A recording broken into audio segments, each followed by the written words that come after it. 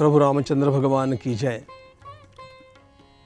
मेरा अत्यंत सौभाग्य है कि आज मैं सनातन संस्था के इस आश्रम में गोवा की पुण्यभूमि में आकर के और इसका पूरी तरह अवलोकन करने में आह्लादित हुआ हूँ।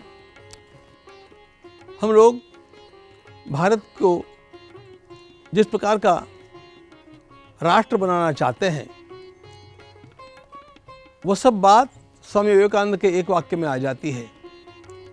हमारा देश विश्व गुरु के स्थान पर पहुंचना चाहिए। विश्व गुरु के स्थान पर पूरा राष्ट्र ऐसे ही नहीं पहुंच सकता, उसे कहीं से ऊर्जा की प्राप्ति होनी आवश्यक होती है।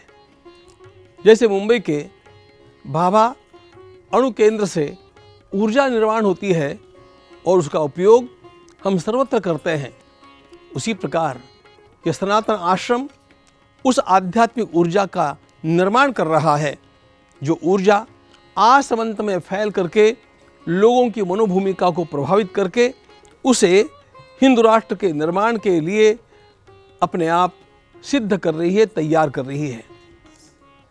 गोवा भोगभूमि ऐसा हम सुनते आए हैं। इस आश्रम को देख करके ध्यान में आता है कि केवल गोवा को नहीं, आसपास के सारे प्रदेश को तपोभूमि बनाने के लिए इस आश्रम की साधना ने कितना बड़ा योगदान दिया है। अनेक स्थानों पर तो इस आश्रम की इस ऊर्जा का उपयोग होकर के लोगों की मनोभूमिका में इन 25 वर्षों में जो परिवर्तन हुआ है, उसे हम अनुभव कर रहे हैं। अब ये ऊर्जा अधिक गति से काम करने लगी है, यह भी अनुभव में आता है।